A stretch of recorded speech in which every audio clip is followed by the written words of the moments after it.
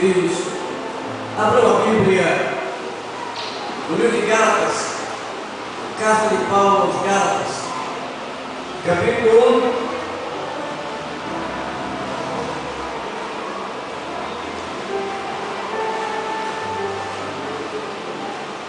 Carta de Paulo aos Gálatas, capítulo 1. Nós vamos ler do versículo 6 até o versículo 9. Gálatas 1, do 6 ao 9.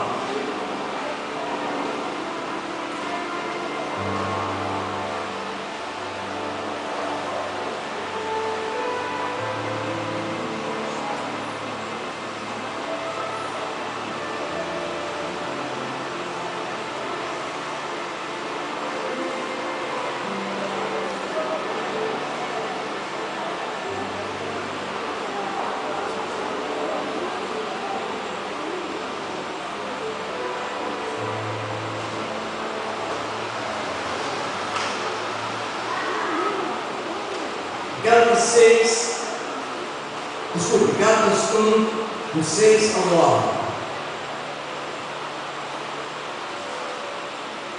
O texto diz assim: admire-me que estejais passando tão depressa daquele que me chamou na graça de Cristo para outro evangelho, o qual não é outro, senão que alguns que vos perturbam e querem perverter o evangelho de Cristo, mas ainda que nós mesmos,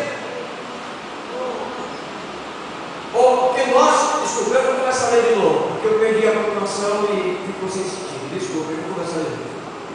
Versículo 6. Admire-me que estejais passando tão depressa daquele que me chamou na graça de Cristo para outro evangelho, o qual não é outro, senão que há alguns que vos perturbam e querem perverter o evangelho de Cristo. Mas, ainda que nós, ou mesmo um anjo vindo do céu, vos pregue evangelho que vá além dos que temos pregado, seja anátema. Assim, como já dissemos e agora repito, se alguém vos prega evangelho que vá além daquele que recebeste, seja anátema. Vamos orar. Bendito Deus, só há uma forma de hoje nós termos alguma coisa do Senhor, é se o Senhor mesmo nos der. Compreendemos, Deus, que estamos completamente na sua mão, e o Senhor pode fazer o que o Senhor quiser essa noite, porque tudo está no seu controle, a nossa vida, a pregação da palavra, a compreensão do texto, ser usado ou não pelo teu Espírito, revelação da tua palavra, luz da tua palavra em nós ou não. Então oramos por graça, por misericórdia, porque é a tua palavra, e porque é o nome do seu Filho, e porque é o seu Espírito, e porque tudo é teu. Então nós oramos que esta noite o Senhor fale conosco, use a minha vida apesar de mim, e glorifique o seu nome, Deus, tirando água de pedra, e fazendo, Deus, essa noite, um momento em que todos nós vamos crescer na tua presença, no conhecimento do Senhor. Fala conosco, Deus. Nos oramos em nome de Jesus. Amém. Vou ler esse aqui.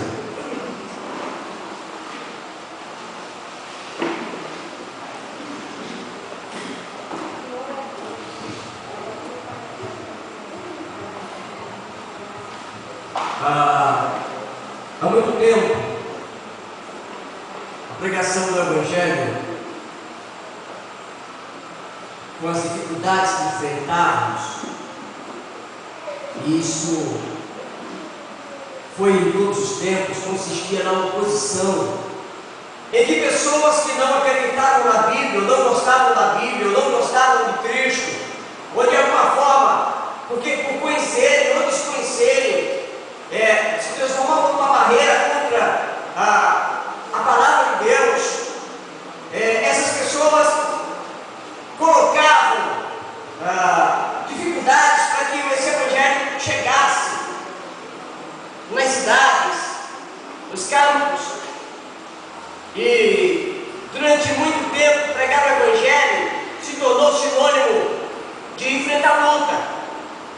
Então, os nossos antepassados, os primeiros cristãos, enfrentaram luta com os romanos, depois enfrentaram lutas com os próprios judeus, seus patrícios, enfrentaram lutas com os vizinhos, países vizinhos, enfrentaram lutas com os gregos, batalhas espirituais com gregos, com os gentios de uma forma geral,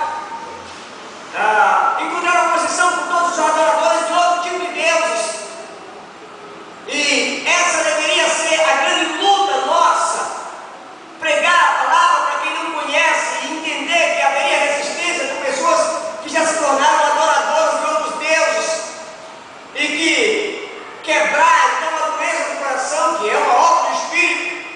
Algumas vezes há um tempo grande para que isso aconteça e a gente enfrenta as lutas decorrentes da insistência de que esse evangelho desça ao coração das pessoas.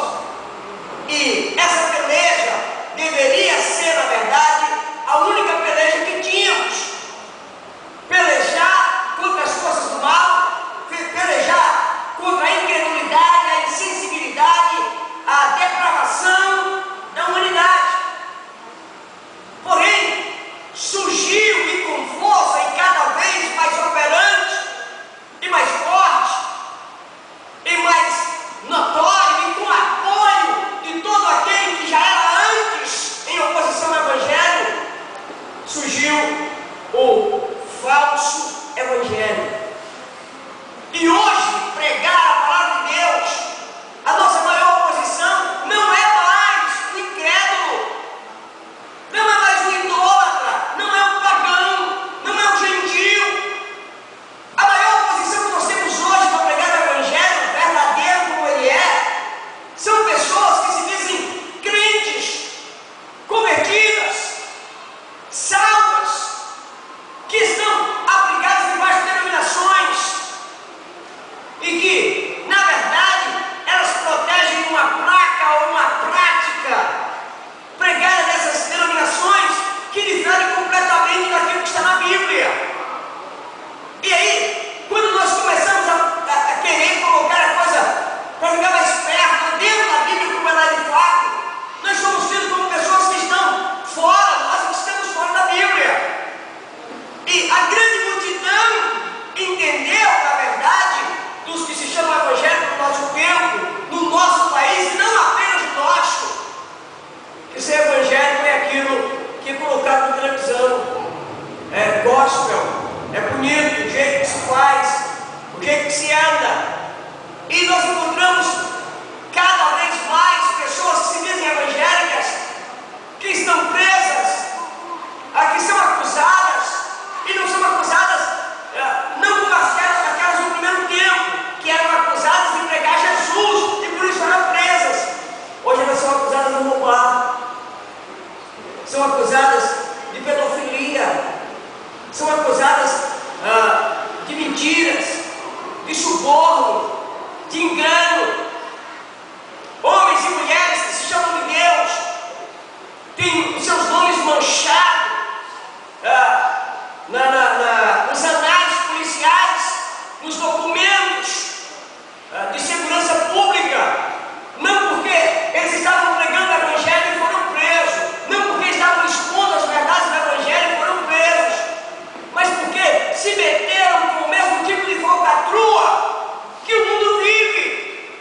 Então são empresários que dizem Evangelho, que frequentam a igreja, que ajudam, entre aspas, com somas de dinheiro, mas essas pessoas são metidas em todo tipo de escândalo, coisas terríveis, ou não apenas escândalo financeiro, mas escândalo de ordem moral de todo tipo. Como eu falei, algumas com pedofilia, pastores, diáconos, presbíteros, obreiros, missionários que foram pegos em cenas de imoralidades, que foram pegos fazendo coisas que até o próprio ímpio sabe que é errado, mas se fantasiam debaixo do nome de Evangelho. E isso tem sido um grande problema para o nosso tempo. Como eu disse,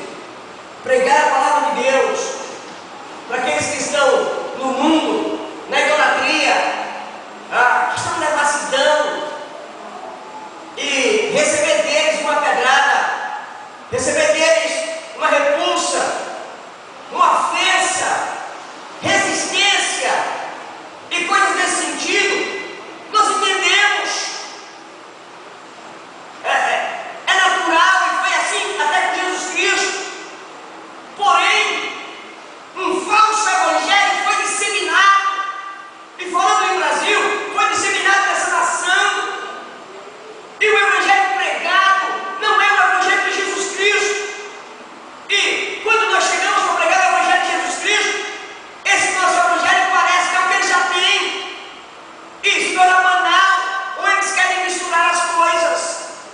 E esta noite, com o texto que nós pegamos aqui em Gálatas, no capítulo 1, então, começando no versículo 6, nós temos aqui uma passagem que fala diretamente a respeito do falso evangelho. Queríamos falar sobre isso essa noite, porque isso tem sido um prejuízo grande para a igreja do Senhor Jesus, como se já não bastasse o próprio diabo, como se não bastasse a própria frieza espiritual da população, como se já não bastasse a depravação em que o homem já nasce com ela, e a dureza natural do seu coração pervertido. Então vem ainda o evangelho falso. Paulo, falando aos Gálatas, diz: admira-me que estejais passando tão depressa daquele que nos chamou na graça de Cristo para outro evangelho. Mas a palavra evangelho significa boa nova.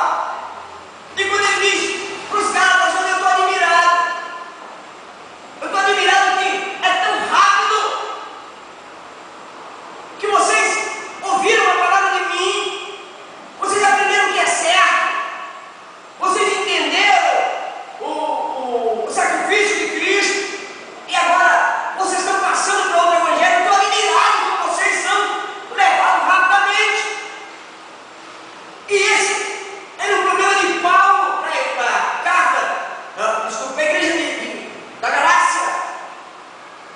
E ele nem tinha o que nós temos hoje, nem tinha a televisão o tempo inteiro pregando o evangelho maldito, não tinha os outdoors, as rádio FM e AM, e os sites na internet, e os blogs, e as mensagens colocadas no celular, e as gravações, e as músicas, e os shows. Paulo estava chamando de falso evangelho, e estava bem no começo.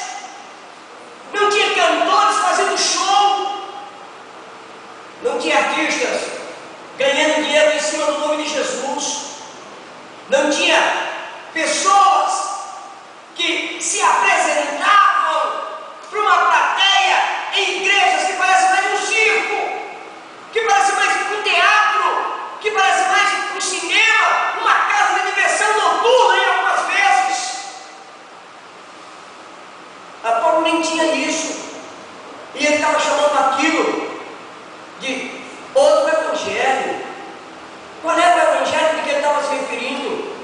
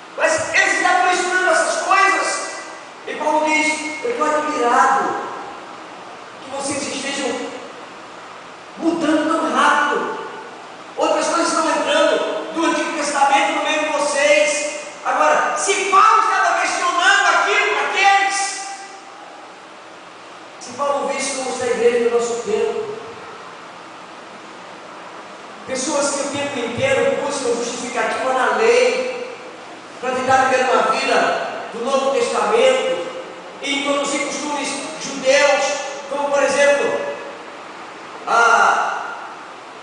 só vai ter louvor funcionando normal, e Deus só vai receber louvor se alguém estiver usando um shofar.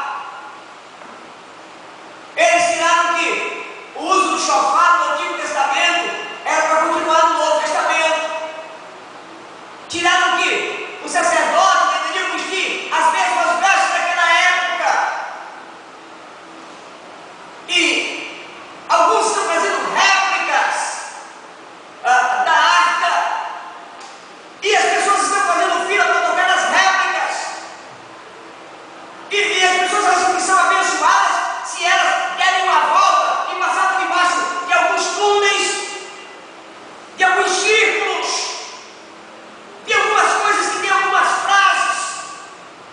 E as igrejas utilizam passagens do Antigo Testamento e continuam enrolando, encordando, enlaçando, enlameando o nome do Senhor Jesus enquanto engordam as pessoas.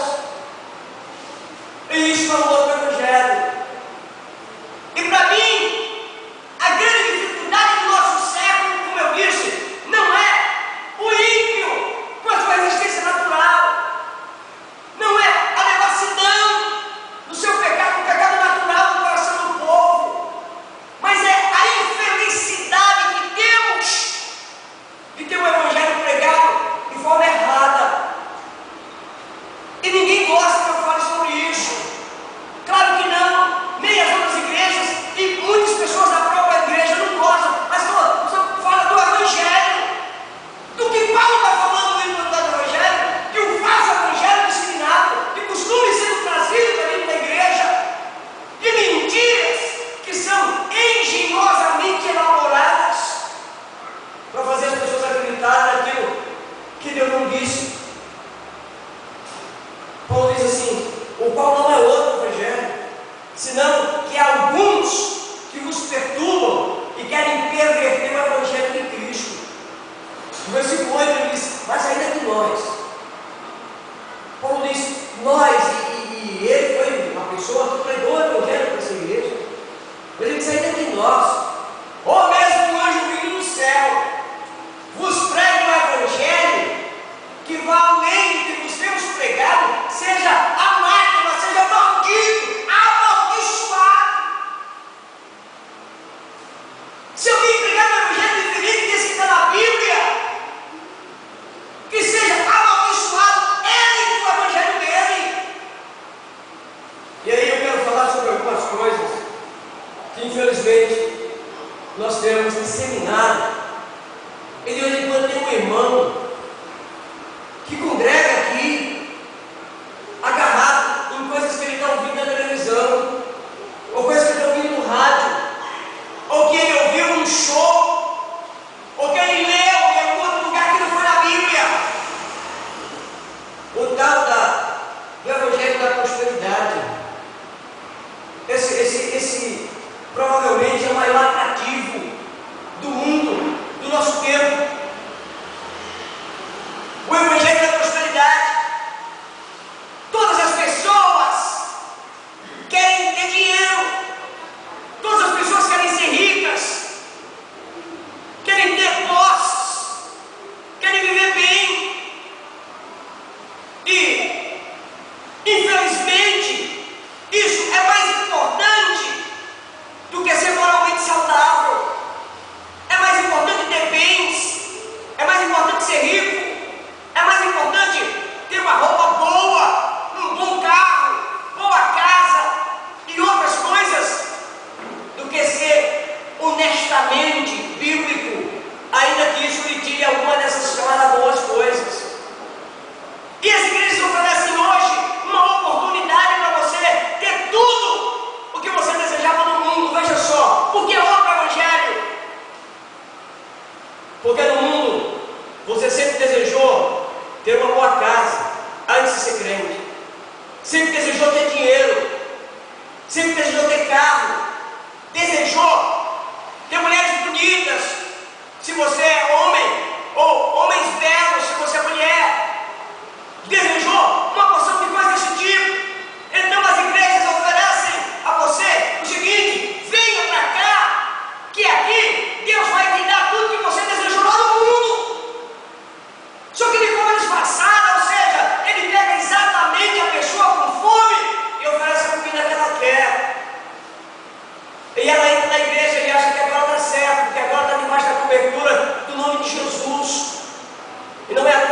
fala a respeito de blasfemar contra o Senhor todos os dias.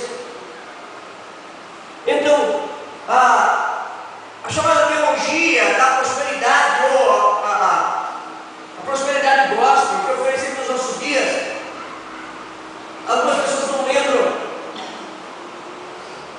que o próprio Jesus Cristo foi assediado por Satanás, e uma das propostas de Satanás foi dar a ele dinheiro. Quem ofereceu todos os reinos do mundo para Jesus e disse para ele: olha, eu te dou todos os reinos do mundo, tudo que tem aqui, toda a riqueza, se tu somente prostrados me adorar, eu te dou todas essas coisas. O que aconteceu aqui? Jesus refutou essa ideia. Quem ofereceu para Jesus não foi uma igreja. Quem ofereceu para Jesus foi o próprio Satanás. E eu vou dizer uma coisa que é muito forte. Eu não tenho dúvida de que muitas igrejas, a orientação espiritual é de Satanás.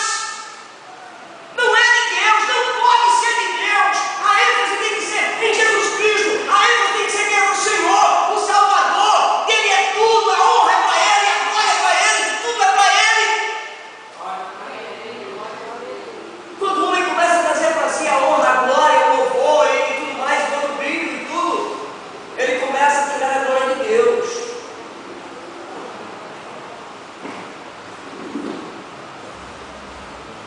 Os falsos líderes causam um grande estrago na igreja do Senhor Jesus.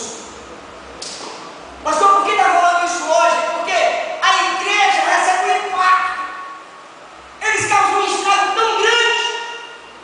Porque se chegar para um crente dessa igreja aqui e disser assim: olha, eu queria te convidar para você ir para o centro de Macumba, o crente aqui vai dizer: epa, pera lá, ou não.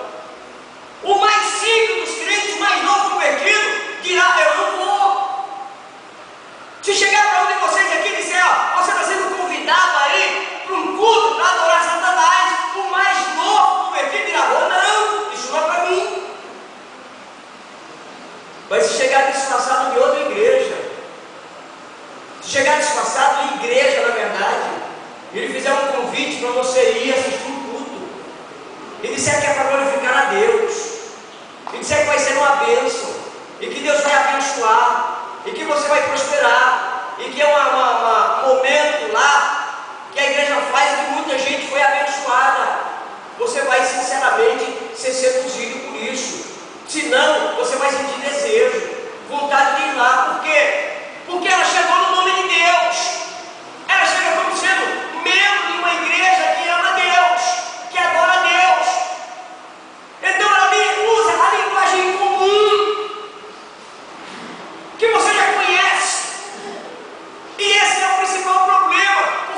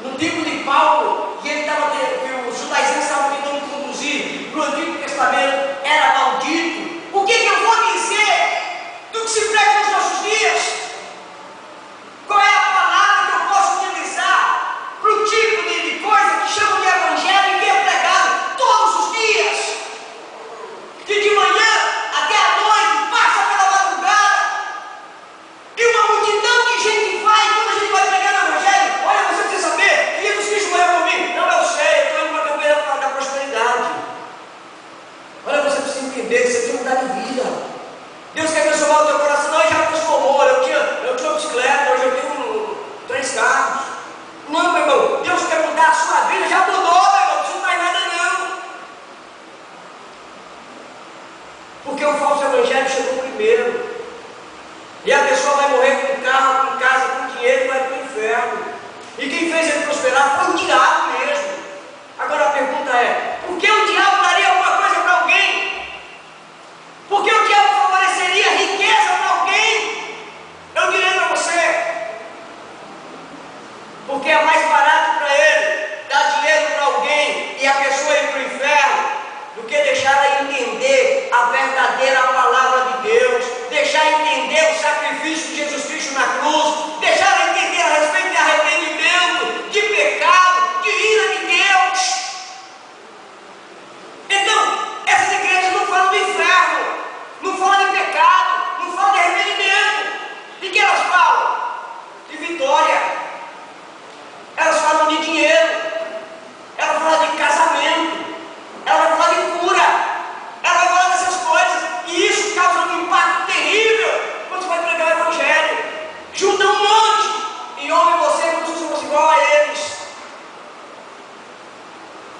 Eu disse para vocês, nesse período que a gente teve fora, pregando em igrejas em São Paulo, eles estavam, uma boa parte, talvez a igreja toda, com exceção daqueles que nos convidaram, porque já nos conheciam, estavam esperando um dado momento que a gente falasse de coisas parecidas com o que eles queriam, ou que eles tinham o ato de receber, de profecias, essas coisas todas. Mas isso não é normal deles. Fomos pegar na igreja em Brasília e foi a mesma coisa. Quando o pastor falava para mim, ele disse assim: pastor, deixa Deus te usar. O que Deus te entregar aí, divisão e revelação, o senhor diz. As pessoas estavam esperando que eu tivesse profecia para todo mundo, e eu tinha, e a profecia já estava escrita aqui. Era isso que Deus tinha colocado na Bíblia. Esta era a profecia. Agora, precisamos entender que Deus pode abençoar o homem, mas isso está na soberania dele.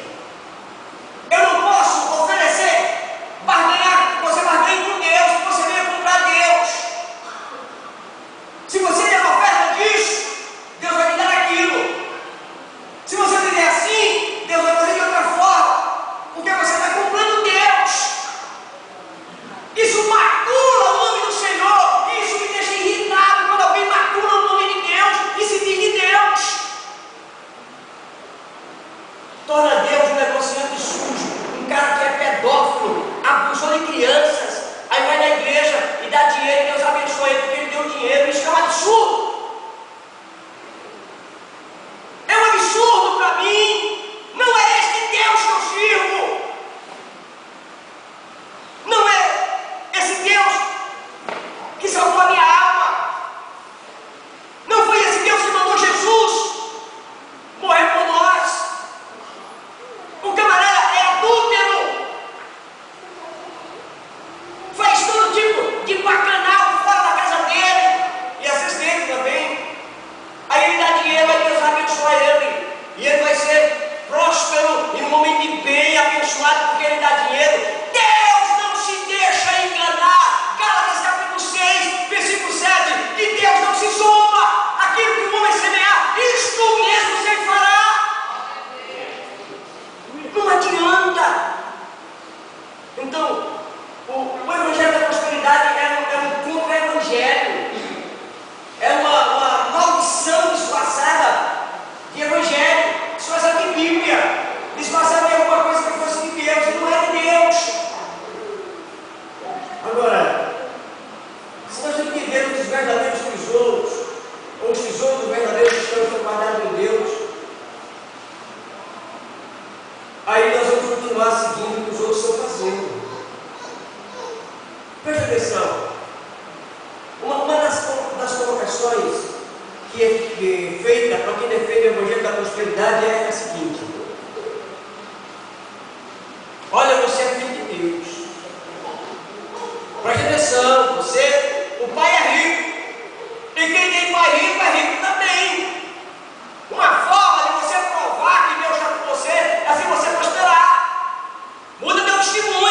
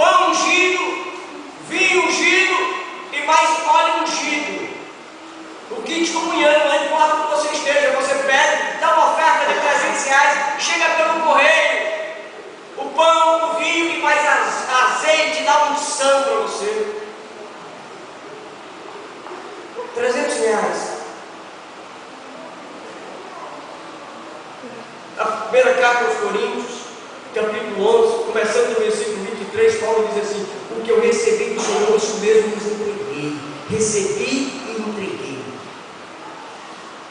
A Bíblia nos ensina que eu recebo de graça e dou de graça. Como é que eu vou beber pão, vinho e azeite por 300 reais? Chega pelo correio, você não precisa nem ir na igreja, você faz parte da comunhão. Isso é uma missão, isso é uma bênção. E isso atrapalha a pregação do Evangelho, porque aparece como um Evangelho. E tudo que se opõe ao Evangelho, eu vou pregar contra isso aqui. Eu não posso aceitar que isso invada a mente das pessoas. Agora olha para Jesus. Se for verdade essa história de que o pai é rico, o filho é rico, Jesus fala o seguinte: o filho do homem não tem onde reclinar a cabeça. Ele diz: olha, sabe de mim? As raposas têm seus ouvidos, mas o filho do homem não tem onde reclinar a sua cabeça. Na verdade, nem Jesus é literalmente aquele que não tinha nem onde cair morto. Foi preciso alguém emprestar um sepulcro, porque ele literalmente não tinha sequer onde cair morto. Não tinha um pau de chão comprado no nome dele. Aí pergunta: pastor, está ensinando que a gente deve ser pobre? Eu não ensinei isso não. Eu quero dizer que o que você deve perseguir é uma vida de santidade, de compromisso, de honestidade, de moralidade, de amor a Deus.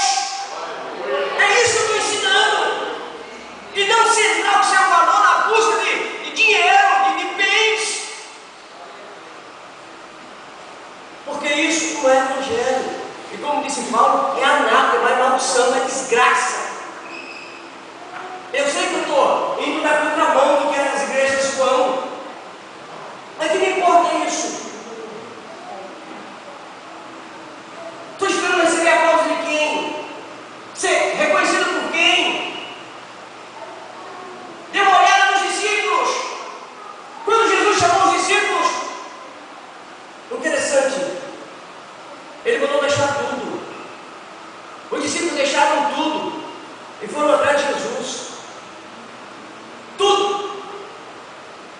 Então, se eu ensino um pouco, agora não tenho mais nada. Jesus era tudo deles. E não termina a vida de nenhum rico. Os que se convertem que são ricos. Você pode olhar o caso de Levi, de Mateus. O que aconteceu com ele ao se converter? Entrega metade do bem.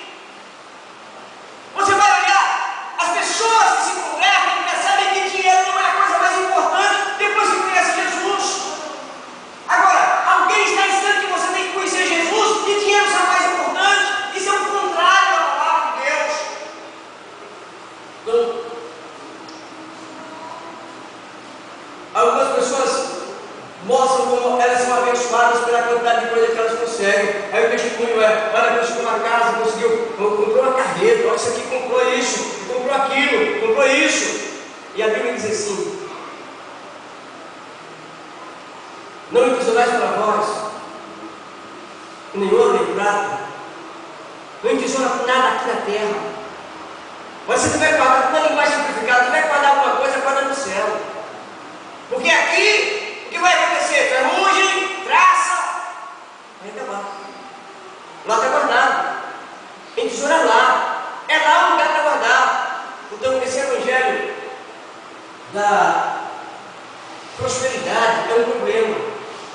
Você diz: pastor, mas Deus teve pessoas ricas. É verdade. Se você olhar a vida de Davi, quando Davi foi oferecer a oferta para a construção do templo, a oferta dele pessoal, ele deu 8 toneladas de ouro. Rico. O cara tinha dinheiro. Então você vai encontrar João Batista vestido em pele de animal e comendo mel silvestre. Quem é mais crente dos dois? Os dois são crentes. Quem é mais servo de Deus dos dois? Os dois são servos de Deus.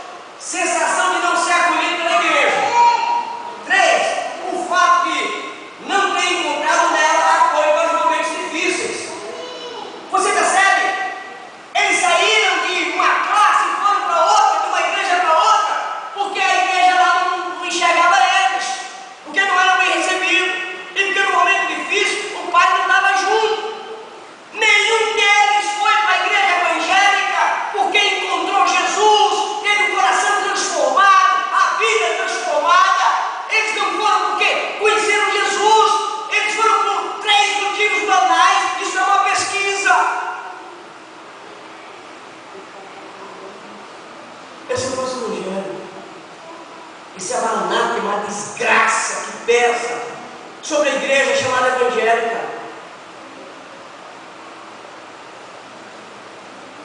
A matéria também revela que de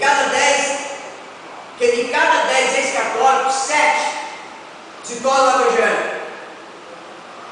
De 2000 no ano até 2003, o número de evangélicos brasileiros passou de 15% para quase 18% da população. Em valores absolutos, isso significa dizer que em 3 anos, quase 6 milhões de brasileiros aderiram ao protestantismo, que continua crescendo com fôlego renovado graças ao trabalho da nova geração de pastores. Depois de dar essas e outras informações, a Veja passa a analisar a mudança de foco desses novos pastores. Uma revista ímpia, com redator ímpio, com escritor ímpio, analisando o crescimento das chamadas igrejas evangélicas. A nova geração de líderes evangélicos achou um caminho muito mais certeiro e útil de chegar ao coração dos fiéis: o da autoajuda. A promessa é a mesma que ofereciam pentecostais e neopentecostais de geração passada: o da felicidade e prosperidade aqui e agora. É certo que a Bíblia apresenta a alegria como um dos frutos do Espírito, está lá em Gálatas capítulo 5, e que, portanto, a pessoa que vive em comunhão com Deus será feliz, mesmo que tenha que passar pelo vale da sombra da morte, como está no Salmo 23. Mas essa felicidade não deriva necessariamente de boas condições materiais, da prosperidade. Na verdade, Jesus mesmo disse aos seus discípulos que eles teriam aflições, e isso nessa vida. É bom lembrar que praticamente todos os discípulos e seguidores de Cristo, nos primórdios do cristianismo, foram martirizados ou sofreram perseguição por causa da sua fé, e a maioria foi pobre, embora não seja pecado ser rico. Você tem que ter dinheiro, não é pecado. Jesus prometeu uma vida de abundância a seus servos, e essa abundância não tem que ver unicamente com o aspecto material, mas disse também que eles deveriam buscar em primeiro lugar o reino de Deus e a sua justiça, e todas as outras coisas viriam por acréscimo. Quando a igreja perde esse foco, torna-se uma instituição desvirtuada, preocupada apenas em engordar suas fileiras, pregando um evangelho conveniente, moldável e simpático.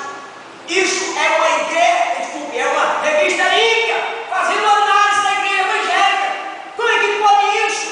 Nós estamos sendo julgados por pessoas que não têm Jesus, que não têm a Bíblia, e eles estão enxergando o nosso defeito, e nós não conseguimos ver. E por quê? Por causa do evangelho maldito, amaldiçoado, que foi plantado, e nós não estamos conseguindo perceber e nem lutar contra ele. Volta e meia tem os crentes dizendo as mesmas coisas que estão vendo essas igrejas, chamadas igrejas grandes, na televisão, falando a respeito de conseguir isso, conseguir aquilo, mostrando testemunhos de bênção, que eu associo muito mais a Satanás do que a Deus.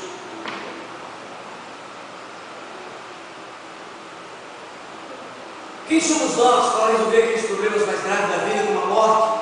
Evidentemente que temos a nossa parte a desempenhar a existência, mas Deus, como um bom Pai que é, espera que contemos com Ele em tudo.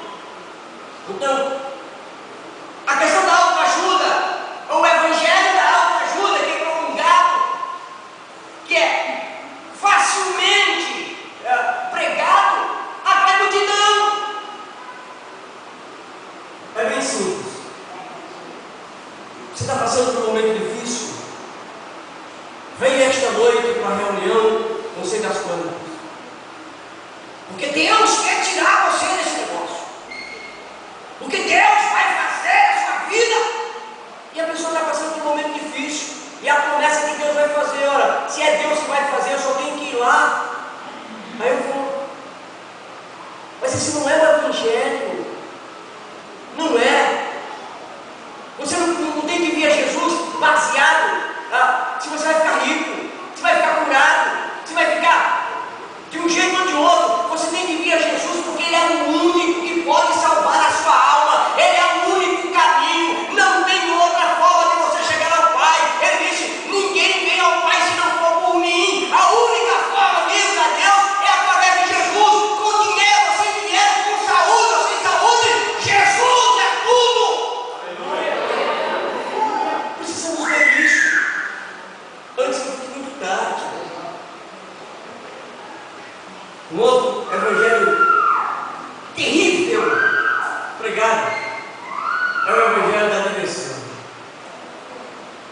diversão gospel. As igrejas estão promovendo festas com rave, música eletrônica.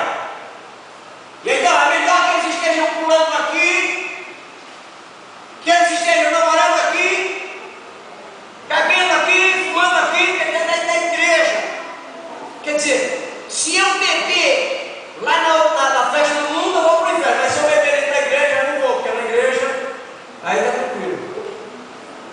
Quer dizer, se eu fumar um cigarro de maconha lá no mundo, eu vou para o inferno. Mas se for dentro da igreja, aí não tem problema, porque aí vai ser maconha gospel, bebida gospel, droga gospel. Misericórdia. Mas aqui em Fortaleza, uma dessas igrejas grandes promoveu agora no mês de julho a balada gospel. Você quer ver? Vá na internet, coloca no YouTube balada gospel. Veja se aquilo é coisa de crente. Na Expo Crente, que foi feita aqui numa grande igreja. Veja se aquilo é coisa de salvo. Vendo aquele povo pulando, aqui que eles estão adorando. Mas a igreja lota. E isso é um desserviço, que você vai pregar. Aí ele fala, mas meu pastor disse que não tem problema nenhum. Mas meu pastor falou que eu posso. Não há nenhum problema nisso. É um evangelho maldito. Isso não é evangelho de Cristo. Eu não posso pegar as coisas do mundo e colocar dentro da igreja só para segurar você dentro da igreja. Eu preciso falar para você uma coisa. Se você está aqui hoje, você veio aqui, eu espero que seja porque você compreendeu que Jesus Cristo quer transformar, se não transformou ainda o seu coração, a sua vida, e levar você a caminhar com Ele. Porque se você não entender isso, você vai procurar coisas do mundo aqui dentro, você não vai achar. Você vem aqui buscar outras coisas que não seja Deus, você está buscando no lugar errado. Daí é onde sai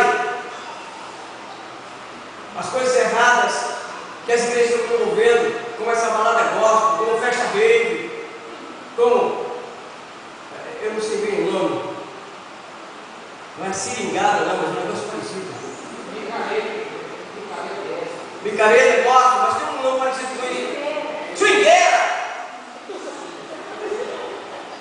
Swingueira gospel.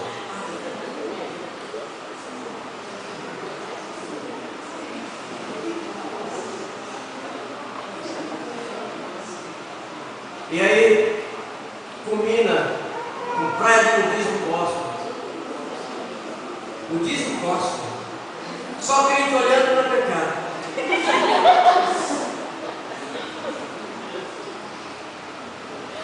Se quem está olhando é crente, tudo bem, os olhos estão ungidos.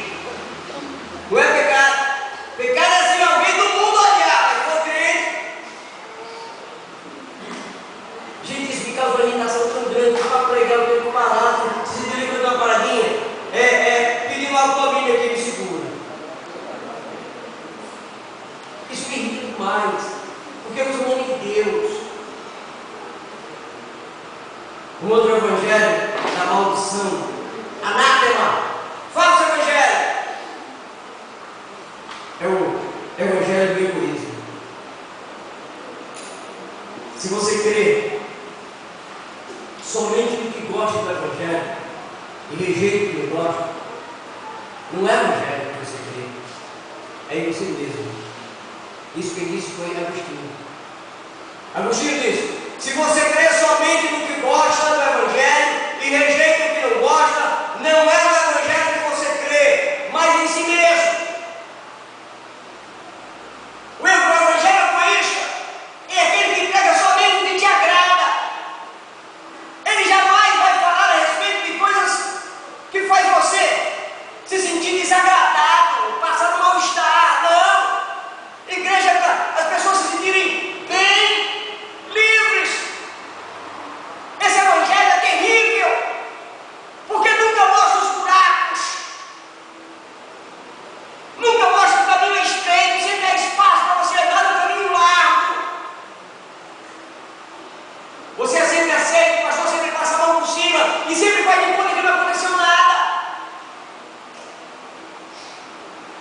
encurtando, um outro evangelho,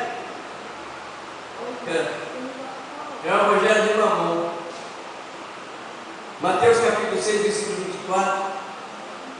A Bíblia diz assim: ninguém pode servir a dois senhores, porque eu há de aborrecer a um, aborrecer-se de um e amar o outro, ou se levantará a um e desprezará o outro. Não podeis servir a Deus e as riquezas. Não dá. Deixa eu perguntar uma coisa para vocês: quem foi o homem mais rico da Bíblia? Quem? Salomão, todo mundo sabe. O próprio Jesus Cristo diz que Salomão andou esplendidamente. Foi o homem mais rico. Como é que termina a história de Salomão? Adorando a outros deuses, se prostituindo com outros deuses, abandonou o amor a Deus. Eu pergunto: é assim que você quer terminar a sua vida? Aí as pessoas vão dizer assim para mim: pastor, mas Abraão era rico. Verdade. Correto? Agora veja: Abraão foi enriquecido por Deus naturalmente. Salomão foi buscando riqueza e a Bíblia diz que ele ajuntou riqueza. Abraão, Deus ia simplesmente multiplicando na vida dele, aumentando. Salomão ia atrás das batalhas e ficava com os despojos. E aumentou impostos, foram altos impostos na época de Salomão. Abraão, junto com seus servos, tomou um povo que tinha sido levado de Sodoma e Gomorra e voltou com o povo todo. E os reis disseram assim: nós queremos deixar todo o dinheiro com você, tudo com vocês. Não, leva tudo que é teu, para depois você ter que enriquecer o Abraão. Não quero nada de vocês, não. A vida de Abraão não estava regida pelo dinheiro, mas estava no temor a Deus, e Deus abençoava e multiplicava. Diferente de Salomão, que embora foi muito sábio, o tempo inteiro estava pensando em acumular mais bens, acumular mais.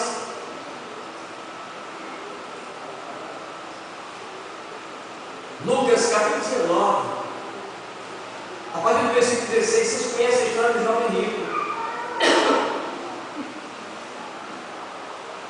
Vocês lembram que ele se aproximou de Jesus e perguntou: não mestre, o que eu devo fazer para herdar a vida eterna? Jesus dá uma lista de mandamentos para ele, dizendo: mas isso aí já faz lá de infância. Tá bom, que bom. Então agora vai, vende tudo que tens, dá aos pobres e segue.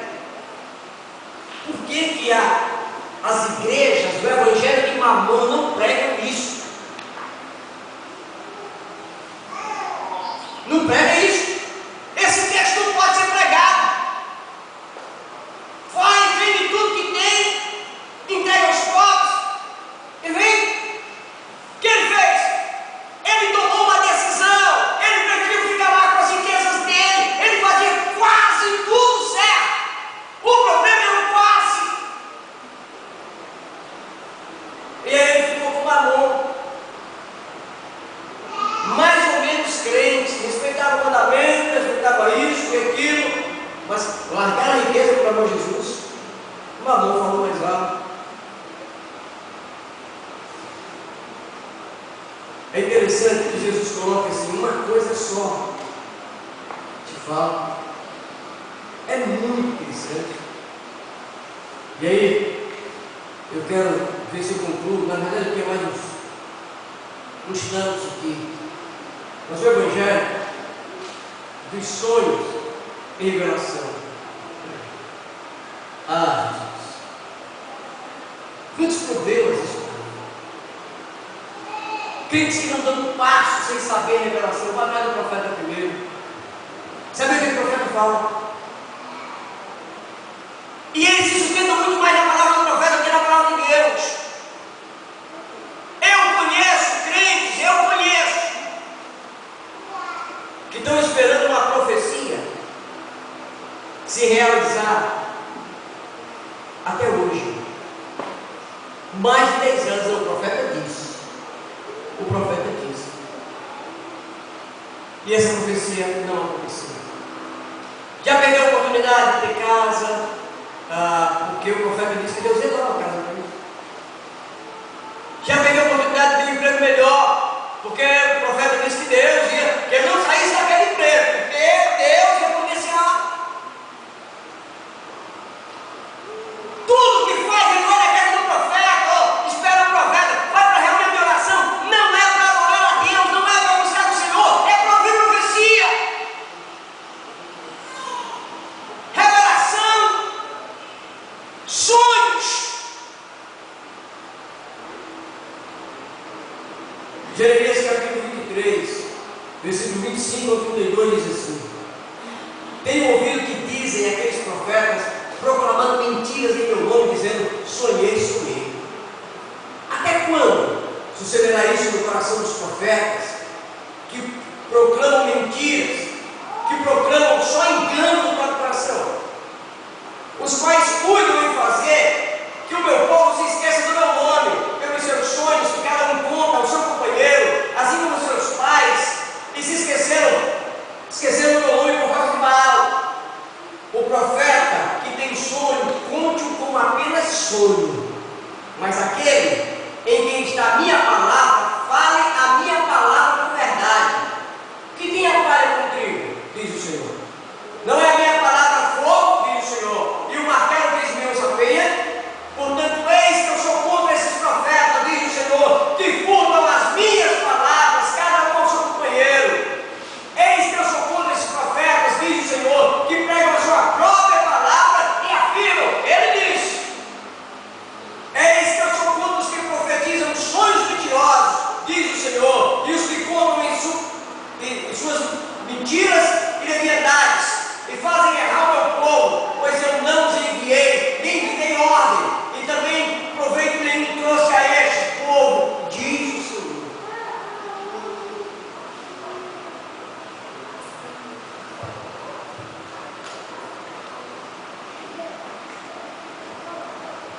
Se você tentar fazer juntar aqui, marcar, gente, próximo sábado todo mundo convocado para ir, para gente fazer uma vigília de oração. Alguns vão dizer: no sábado eu estou cansado. Não, mas eu sábado eu marquei isso, eu marquei aquilo.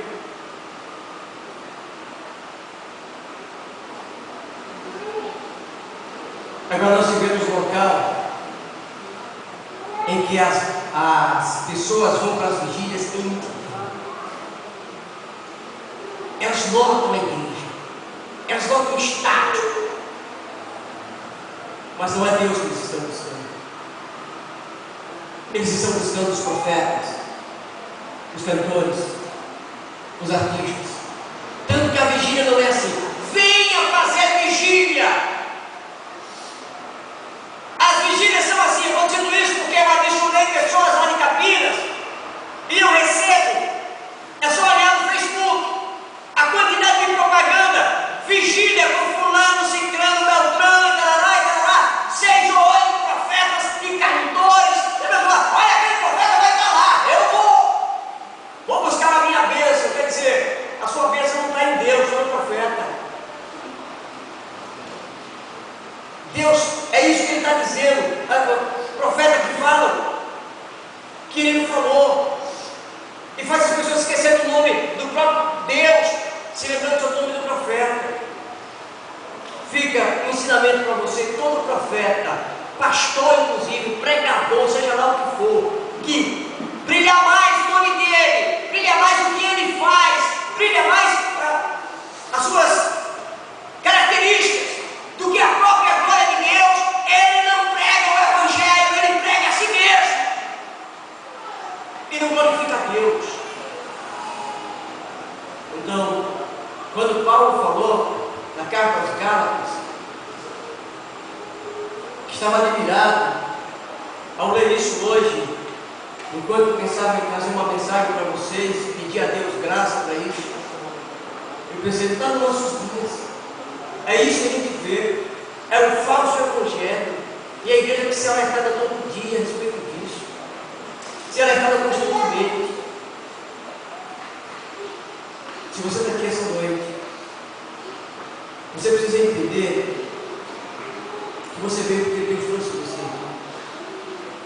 que ele tem um evangelho, mas é o evangelho da salvação.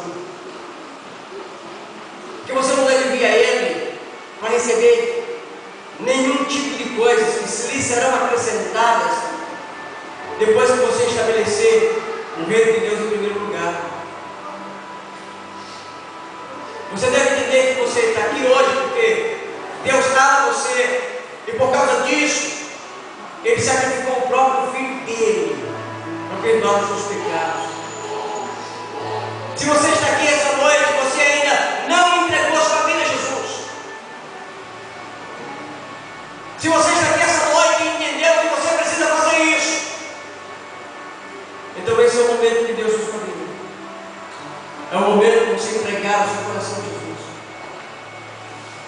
para que você se deixe ser transformado, para que você sinta um arrependimento pelo tipo de vida que você teve até hoje sem Jesus. E se você quer, como Salvador da sua vida, ou você quer restaurar sua comunhão com Ele, porque por algum motivo você se distanciou, aí mesmo, no lugar onde você está, eu quero que você comece a falar com Deus, curve a sua cabeça e comece a orar a Deus, e peça perdão a Ele com suas palavras, não com as minhas. Eu não quero que você seja um papagaio, que eu faça a oração aqui, você repete, faça a sua oração, aí você está. Peça perdão a Deus, convide-o para entrar no seu coração, diga para Ele que você quer que Ele seja o dono da sua vida agora, com tuas palavras. Se você está orando agora, arrependido do tipo de vida que você teve, você gostaria, no final do culto, de conversar e dizer: pastor, eu entreguei minha vida ao Senhor agora em oração, e eu quero saber o que eu posso fazer, quais são os primeiros passos, quando eu começo, eu preciso de ajuda, eu estou pronto para ajudar você, eu quero ajudar. Eu quero trazer a você noções de como você começa, por onde andar. E aí, no final do tudo, me procura. Eu queria cantar um hino com vocês, apenas para, sabe aquela coisa que acaba trazendo para você uma espécie de refrigério? Refrigério na alma, porque alguma coisa está acontecendo no reino do Espírito, que você sabe que mesmo dentro dessa luta, você tem que lutar e pregar contra pessoas que aparentemente são evangélicas. O alívio é você saber que o dono de tudo, o verdadeiro rei, ele está voltando. Está voltando para buscar a sua igreja. O rei está voltando. Queríamos cantar isso.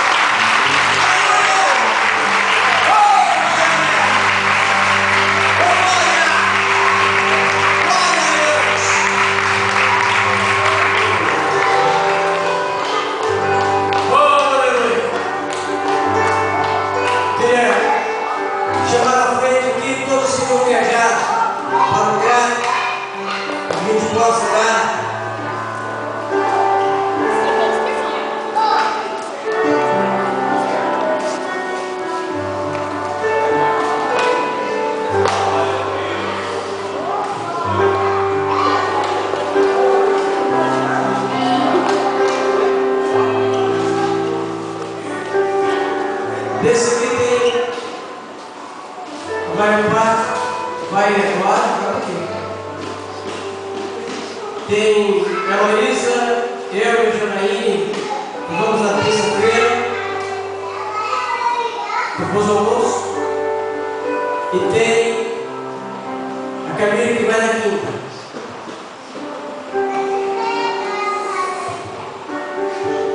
Eu queria pedir o presbítero Carlos para entregar as nossas vidas dentro do céu.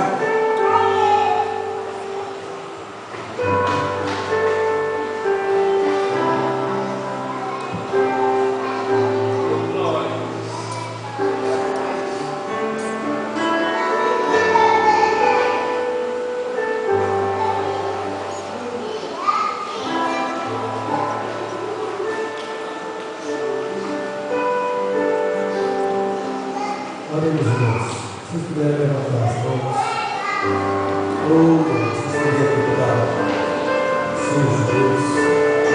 Pai Santo, nós levantamos os teus filhos. Que o Senhor tenha levantado, Senhor. Para te glorificar, para te adorar, para te bendizer, Senhor. Creio, Senhor, que eles têm os seus corações que não estão indo, meu Deus, para um passeio, Senhor. Férias, meu Deus, não estão indo, meu Deus, pelos seus próprios desejos, mas creio que eles estão indo porque têm ouvido a tua voz e eles querem te glorificar, querem te adorar, querem te bendizer, querem estar úteis, meu Deus, para o teu louvor, para que o Senhor nos use, para que o Senhor fale através deles, para pessoas, meu Deus, que o Senhor já tem preparadas, meu Deus, para o Senhor falar, Senhor. Eles são os teus instrumentos, teus filhos, teus canais, nos quais eles são aperfeiçoados no teu amor, por se darem, por se submeterem, meu Deus, a te ouvir e irem, meu Deus. E dessa maneira, Senhor, o Senhor é glorificado na vida deles e através deles. Dessa maneira, meu Deus, o Senhor está sendo glorificado, o Senhor estará aperfeiçoando o teu amor na vida deles, a tua soberania, o teu propósito. O Senhor estará salvando pessoas, meu Deus, para o teu reino, aos quais o Senhor já está preparando, já tem preparado, Senhor, que tudo isso, meu Deus, de maneira que tudo isso resulte para a tua glória, para o teu louvor, para a tua adoração, para o teu plano perfeito, meu Deus, que a pregação do Evangelho, meu Senhor, seja, meu Deus, ó Senhor, pregada, ministrada a todas as nações, a todas as pessoas, e o Senhor dê a oportunidade a elas, meu Deus, de ouvir o teu Evangelho, de ouvir o Evangelho que salva e que condena, de ouvir sobre o teu amado Filho Jesus. Pai, te apresentamos esse grupo, leva-os em paz, meu Deus, seja glorificado na vida deles, as pessoas que já estão lá, que estarão lá, todas as pessoas reunidas, meu Deus, usa-os para a tua glória, Senhor.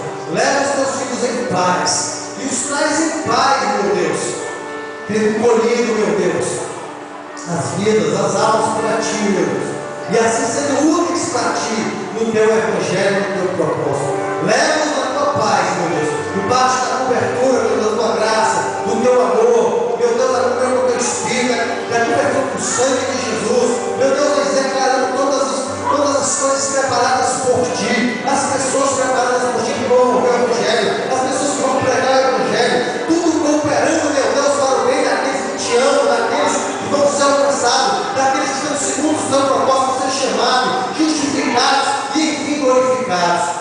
Meu Deus, te apresentamos esse grupo que vai, esteja sob a tua proteção, traz na tua proteção em nome de Jesus. Quanto mais nós ficaremos também, Senhor, nos despede lá das nossas casas, debaixo do teu amor, meu Deus, da tua graça, da cura do teu Espírito, do teu poder, nos leva para nossas casas e nos, meu Deus, conserva no Evangelho genuíno.